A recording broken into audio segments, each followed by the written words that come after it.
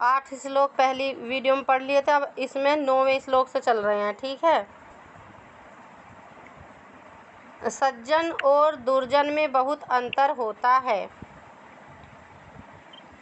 तो इसकी इस श्लोक के द्वारा अंतर बताया है। अत्रि जातस्य या मूर्तिः ससीना सज्जनस्य च क्वासा वैर अत्रि जातस्य तमसो दुर्जनस्य च। एक बार वैरात्रि जातस्य पढ़ लेंगे, एक बार वै रात्रि जातस्य तमसो दुर्जनस्य च, इस तरह पढ़ लेंगे। ठीक है। अब इसका पहले टिप्पणी देख लीजिए, क्योंकि आपकी समझ में पहले टिप्पणी से आता है। अत्रि जातस्य, अत्रि से उत्पन्न। पुराण के अनुसार चंद्रमा की उत्पत्ति अत्रि ऋषि के नेत्र से मानी गई है।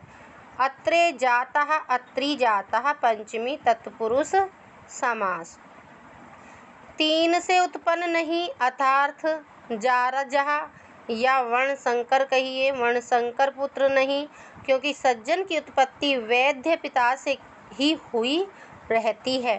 त्रिभिजातः, त्रिजातः, नात्रिजातः, अत्रिजातः, अन्य तत्पुरुष समास। शशिनः, चंद्रमा की, ससः। अब आप अपने पढ़ने में पढ़ा दीजिए, श्लोक पढ़ते रहो, अब आदत बन जाएगी हमारी पढ़ने की। स्टार्टिंग में लग रहा था बहुत कठिन, बट अब थोड़ा थोड़ा समझ आ रहा है। ठीक है। उसी हिसाब से पढ़ाइए जैसे पढ़ाता है। ससः कलंकः अस्ति अस्य इति शशि सस् धन इनि तस्य। तीसरा शब्द आया सज्जनस्य, साधु पुरुष की। सन जनः सज्जनः कर्मधारये समास। रात्रि जातस्य, रात्र में उत्पन्न। रात्रोः जातः सप्तमी तत्पुरुष। दुर्जन पक्ष में यहाँ वैरा और त्रिजातस्य अलग अलग पद होंगे। वैरा का अर्थ है वैर प्रधान, त्रिजातस्य का अर्थ है 3 से उत्पन्न। त्रिभिजातः पंचमी तत्पुरुष। वैरम अस्ति अस्या इति वैरः, वैरधन अचधन टाप वैरः मूर्ति का विशेषण होगा। साधन अवरः अवैरः, साधन आवैरः सावैरः, ऐसी विवक्षा करने पर आवेरा सज्जन की मूर्ति का भी विशेषण होगा। तमसः अंधकार की, अंधकारो स्त्रियाम ध्वांतम तामृसम तिमिरः तमः इति अमरकोश में इसके विशेषण आए, तमस के, अंधकार के। दुर्जनस्य है दुष्ट पुरुष की। दुष्ट हो जाना दुर्जनः प्रादि समास। पिशूनो दुर्जनः खल, पिशुन दुर्जन खल, ये अमरकोश में खल के दुर्जन के पर्यायवाची शब्द हैं। इस श्लोक में अनुष्टुप छंद है और सज्जन दुर्जन में परस्पर उपमान उपमेय भाव व्यंजित होता है। जो सरस काव्य, अच्छा ये अगले श्लोक का आ गया। अब इसका देख लीजिए, अन्वय से अर्थ देख लीजिए इसका। अत्रि जातस्य या मूर्ति, अत्रि मुनि से उत्पन्न होने वाले। मूर्ति सज्जन पक्ष में सज्जनस्य च या मूर्ति भवति, तो सज्जन के पक्ष में 3 से न उत्पन्न होने वाले, अर्थात एक ही पिता से उत्पन्न होना चंद्रमा एवं सत्पुरुष की ही जो मूर्ति शरीर हैं। फिर कह रहे हैं सा वै रात्रि जातस्य तमसा दुर्जनस्य चाक्वः, जो मूर्ति, अब दूसरे दुर्जन के पक्ष में, अच्छा इसमें अभी थोड़ा सा बता रहे हैं कि जो मूर्ति शरीर है वह निश्चित ही रात्रि से उत्पन्न। दुर्जन के पक्ष में कह रहे हैं कि 3 से, अर्थात जार से, वेश्या पुत्र को कह रहे हैं कि 3 से उत्पन्न अंधकार एवं दुर्जन की वैर प्रधान मूर्ति कहाँ, अर्थात सज्जन और दुर्जन में तेजस्वी तिमिरवत महान अंतर है।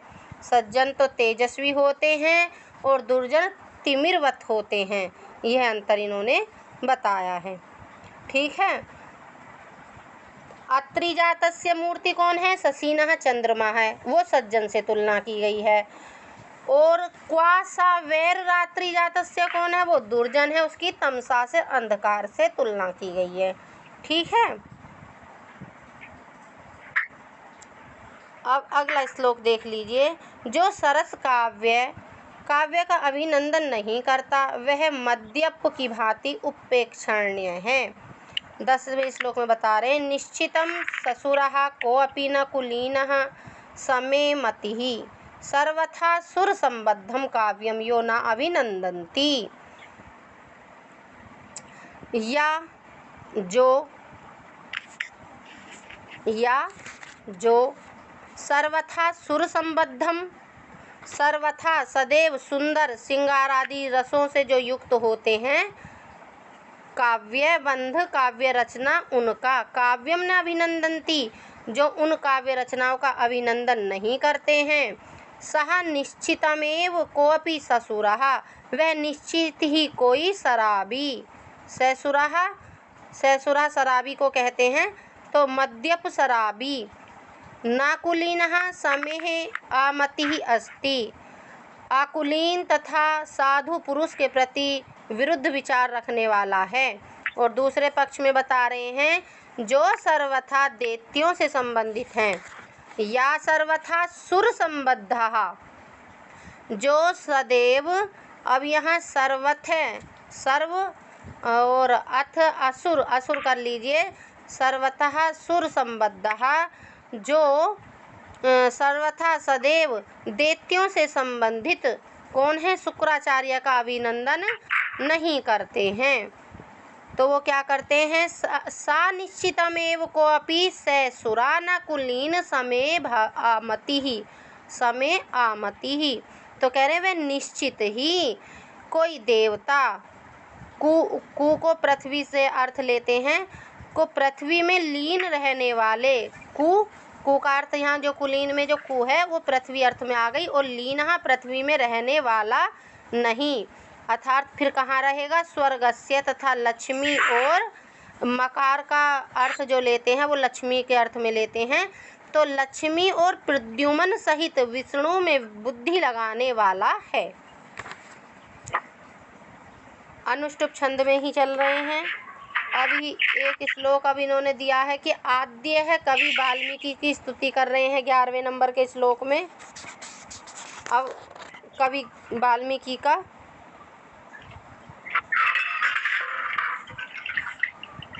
सदूषणापि निर्दोषा खरापि सुकोमला नमस्तस्मै कृतायेन रम्या रामायणी कथा।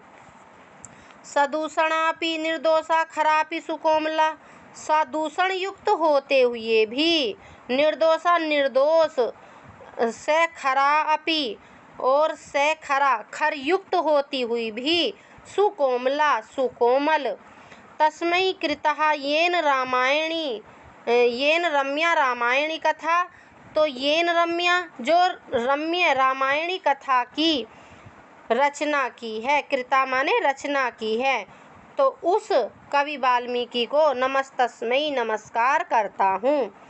ये कह रहे हैं जिसने दूषण युक्त होती हुई भी निर्दोष, और खरापि सुकोमला से खरा युक्त होती हुई भी, खर युक्त होती हुई भी सुकोमल रम्य रामायणी कथा की रचना की है, उस कवि वाल्मीकि को नमस्कार करता हूँ।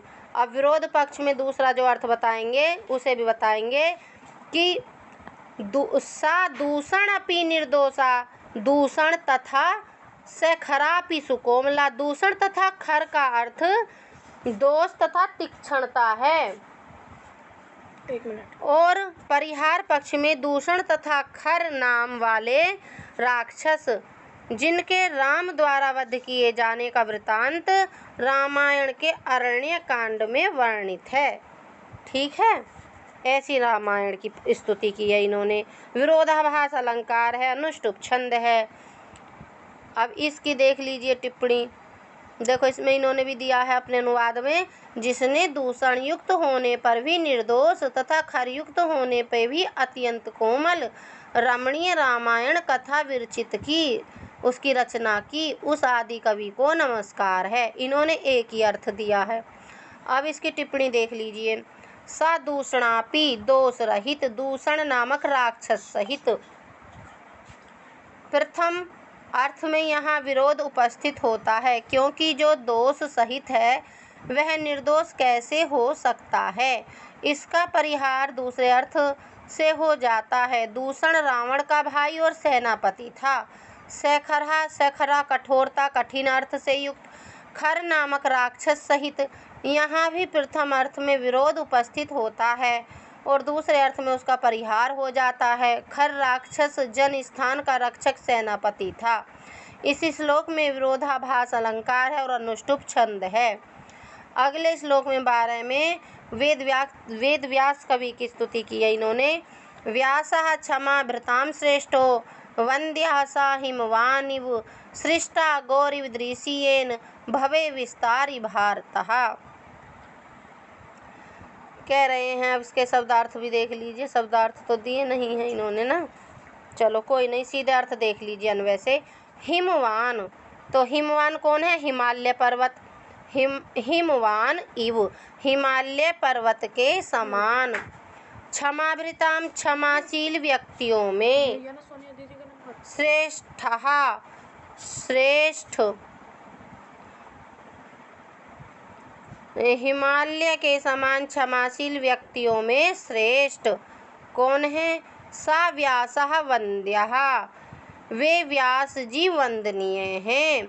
येन भवे ईदृशी, जिन्होंने संसार में विस्तारी भारता गौ सृष्टः, विस्तारी भारतः, ऐसे विशाल महाभारत रूपी वाणी की।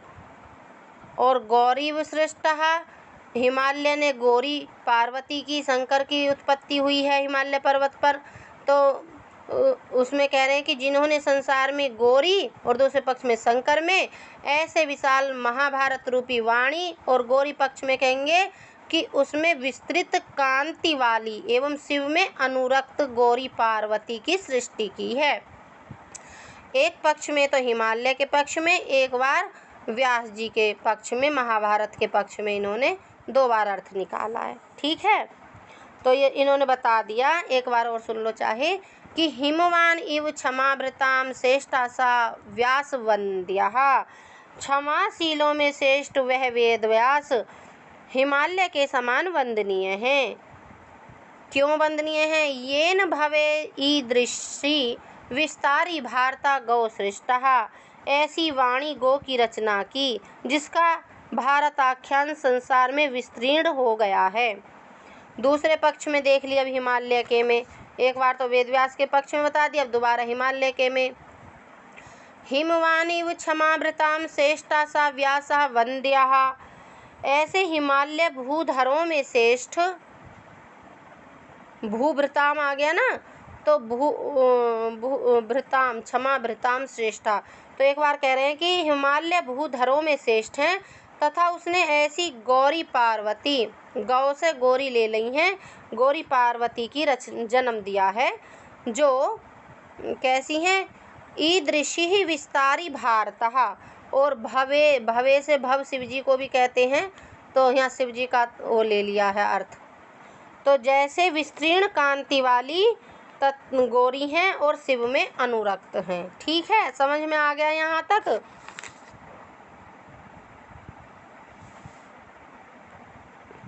अब कोई बताएगा तभी पता चलेगा। हाँ, बढ़िया चल रहा है। हाँ, अब हिमवान हिमालय हिमम अस्या अस्ति इति हिमवान हिम धन मतुपवत्व क्षमाभृताम क्षमाशीलो पर्वतों में क्षमणम क्षमाधन क्षमम धन अंग धन टाप अथवा क्षमते इति क्षमः क्षम धातु से अच और टाप प्रत्यय क्षमाम विभृति ये ते क्षमाभृतः क्षमा धन भ्री और क्विप तुक का आगम क्षमाभृतः सहनम क्षमा इति कोश में आया है। व्यासः अष्टदश पुराण प्रणेता व्यासः व्यास सत्यवती सुतः सत्यवती के पुत्र हैं, अमरकोश में मिलता है। भवे संसार में, और भवे का दूसरा अर्थ शिव में। भव क्षेमेश संसारे सत्तायाम प्राप्ति जन्मो जने इति कोशः। विस्तारी भारतः विसरणशील या विशाल महाभारत की रचना की, और दूसरा अर्थ विस्तारी भारत का विसरणशील कांति वाली शिव में अनुरक्त वाली गौरी की उत्पत्ति की। विसृतिः ऋणी विस्तारी विस्तारी भारतम यस्या सह बहुव्रीहि समास। गौ वाणी का विशेषण है। विस्तारिणो विस्तारिणी भा यस्य सा विस्तारी भा बहुव्रीहि। तथा रता ये दोनों व्यस्त पद हैं। तथा गौ गौरी के विशेषण हैं। गौ वाणी गौरी पार्वती सृष्टा रचना की और दूसरा उत्पन्न की। अर्थात व्यास ने महाभारत कथा लिखी और हिमालय ने पार्वती को उत्पन्न किया। श्लिष्ट उपमा अलंकार और अनुष्टुप छंद। अब 13 नंबर का श्लोक देखिए। करणांत विभ्रम भ्रांत कृष्ण अर्जुन विलोचना करोति कश्यप नाहलादम कथा कांतेव भारती। अब ये भी इसी के पक्ष में बताया है। देखिए, करणांत जो कानों के प्रांत तक पर्यंत तक, विभ्रम विलास पूर्वक, भ्रांत कृष्ण अर्जुन विलोचना अपने कृष्ण और धवल श्वेत को कहते हैं। धवल लोचनों को घुमाने। अर्जुन श्वेत अर्थ में आता है और कृष्ण काले अर्थ में आता है। इनका अर्थ पूछता है अर्जुन का अर्थ। तो जो कृष्ण और अर्जुन, जो कृष्ण तथा धवल लोचनों को घुमाने, विलोचना घुमाने वाली कांता के समान क्या है? कस्य न आह्लादम कथा कांतेव भारती। कांता के समान महाभारती कथा किसे आह्लादित नहीं करती है। फिर दूसरे अर्थ में देते हैं ये अर्थ दूसरे पक्ष में। कर्ण अंत विभ्रम भ्रांत कृष्ण अर्जुन विलोचना।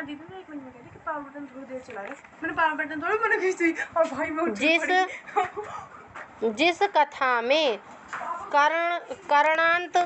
कर्ण का वध होने पर कृष्ण अर्जुन विलोचना, कृष्ण और अर्जुन हर्ष से नाच उठते हैं।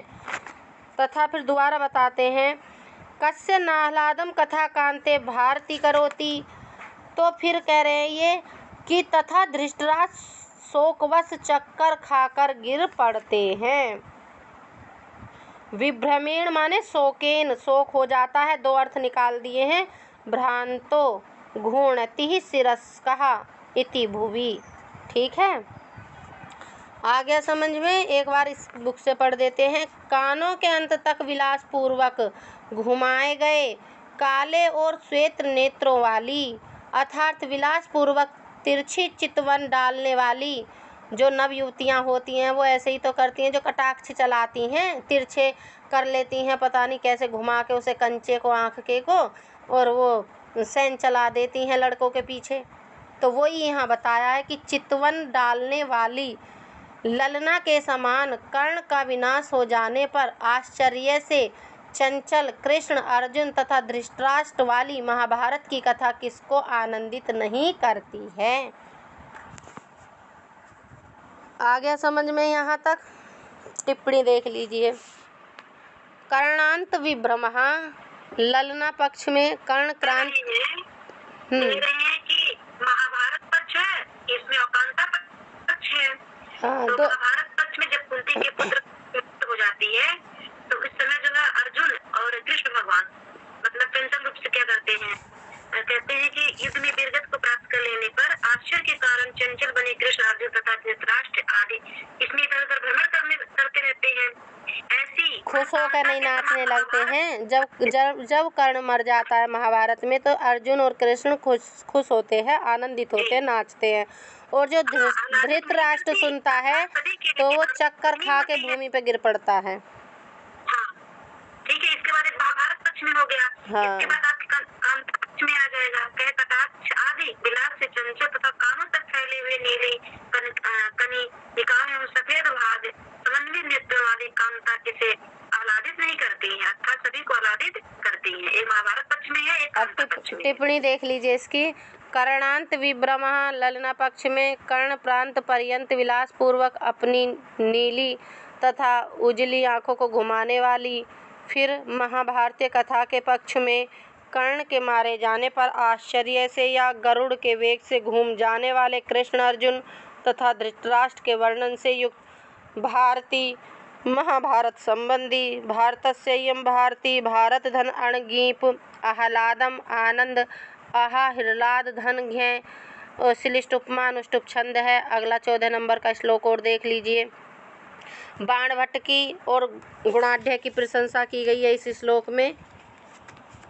सस्वद बाण द्वितीयेन नमदाकार धारिणा धनुषेव गुणाढ्येन निशेषो रंजितो जनः। एक बार और पढ़ देती हूँ। सस्वद बाण द्वितीयेन नमदाकार धारिणा धनुषेव गुणाढ्येन निशेषो रंजितो जनः। अन्वय से अर्थ ले लीजिए सीधा सीधा। धनुषा इव सस्वत बाण द्वितीयेन नमदाकार धारिणा गुणाढ्येन निशेष जना रंजिता।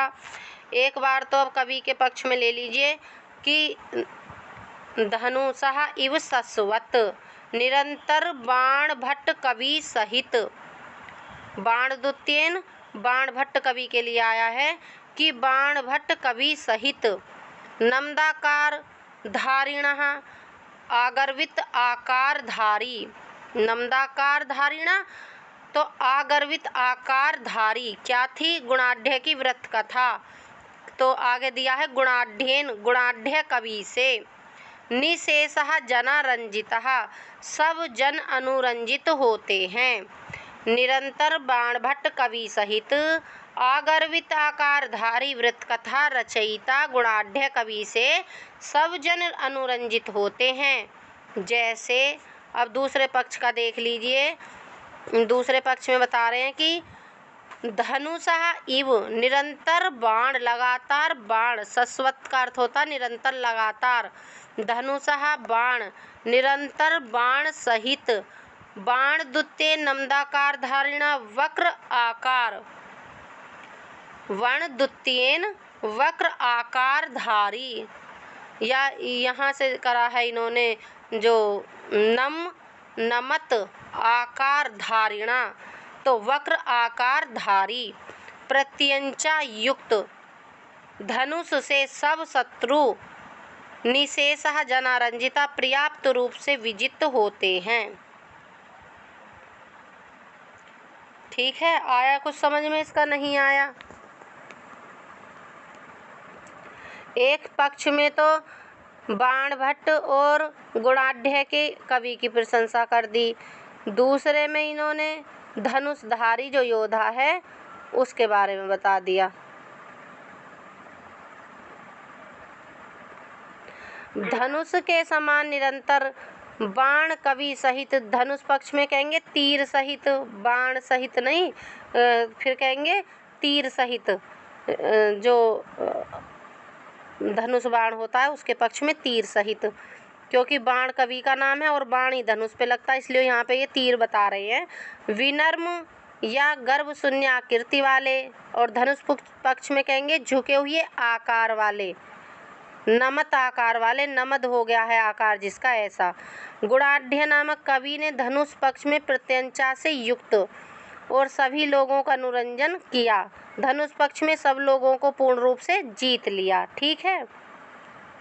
सस्वत निरंतर, सस्वद भीक्षणम असकृत समः इत्यमर कोश में आया है। बाण द्वितीयेन बाण भट्ट सहित अथवा जिसके सम्मुख बाण भट्ट जैसा यशस्वी कवि भी द्वितीय स्थान प्राप्त करता है।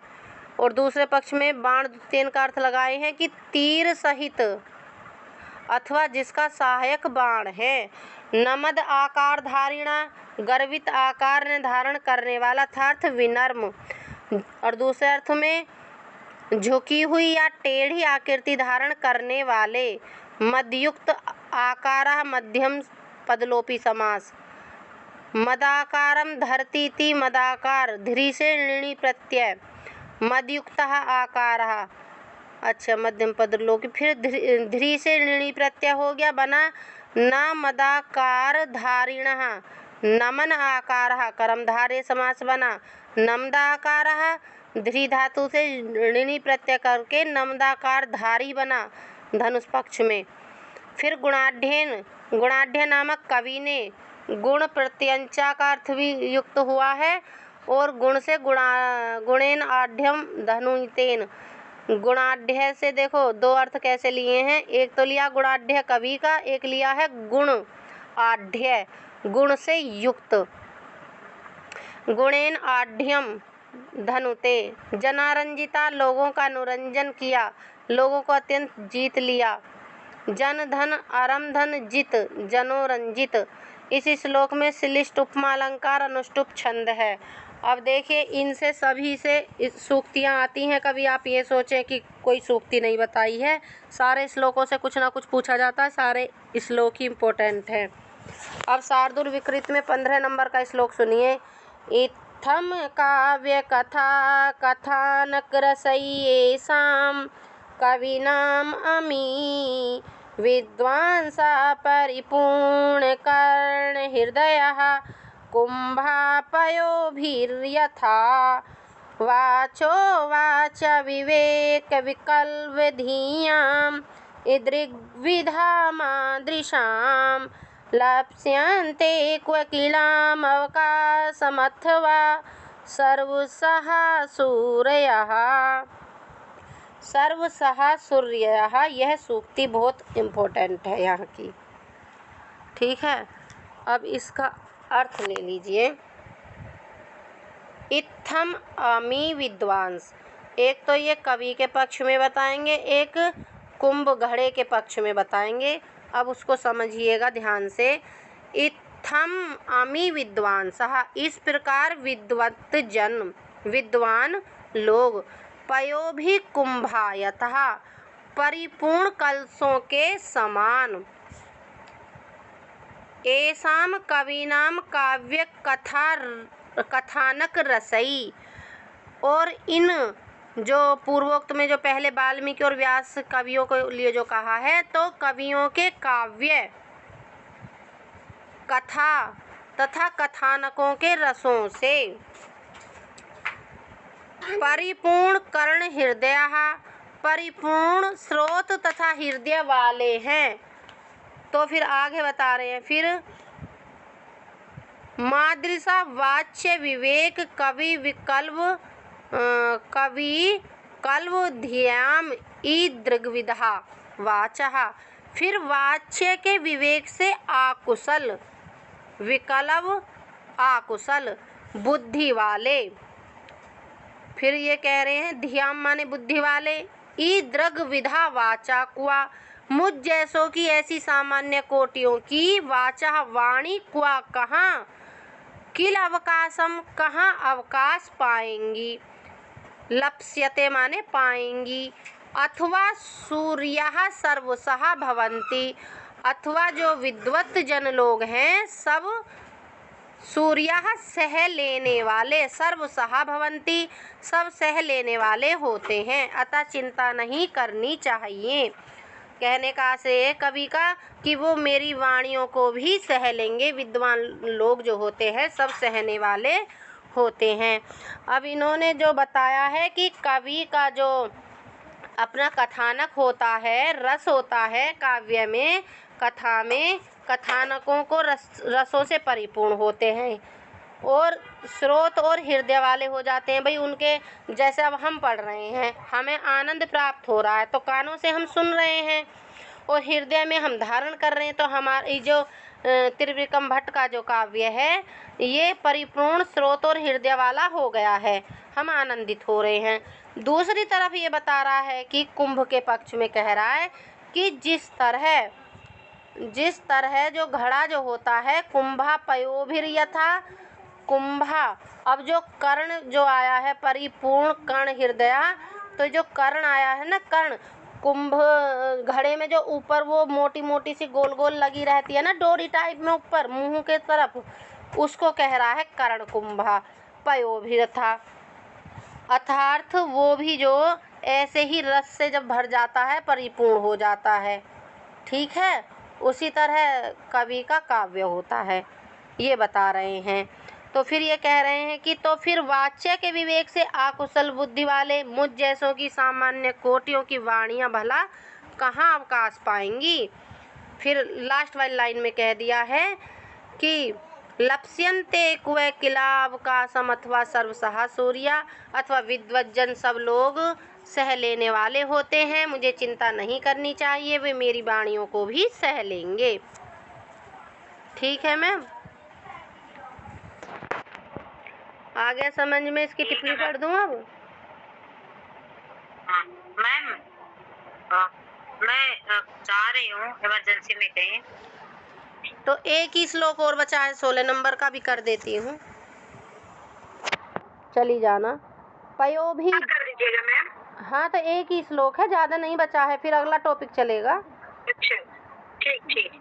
पयो भी दूध से पया क्षीरे च नीरे चैती है महा कुंभहा कलश कुंभमिति कुंभ अच। इससे ये नहीं पूछता है। वैसे काव्य कथा कथानक रसई, काव्य कथाओं और आख्यानों के रसों से काव्यानि च कथा च आख्यानि द्वंद्व समास हो गया। और तेसाम रसा षष्ठी तत्पुरुष परिपूर्ण कर्ण हृदया, जिनके कान और हृदय भर गए हैं। कर्णच्छ हृदयानि द्वंद्व समास। परिपूर्णानि कर्ण हृदयानि येषां ते बहुव्रीहि।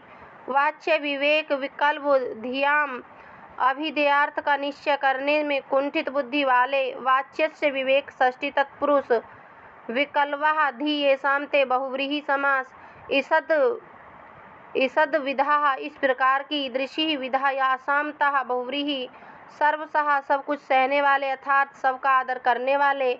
इसीलिए मेरे काव्य को भी वे पढ़ेंगे और सुनेंगे। सर्व सहनते इति सर्वसहा, सर्वधन सहधन खच मुम का आगम। उपमा अलंकार शार्दुल विकृत छंद। उपमा अलंकार इसका शार्दुल विकृत का लक्षण बताया है। सूर्यः अस्वै यदि मा सजौ सततगः शार्दुल विक्रीतम। एक श्लोक और है, इसे और देख लीजिए।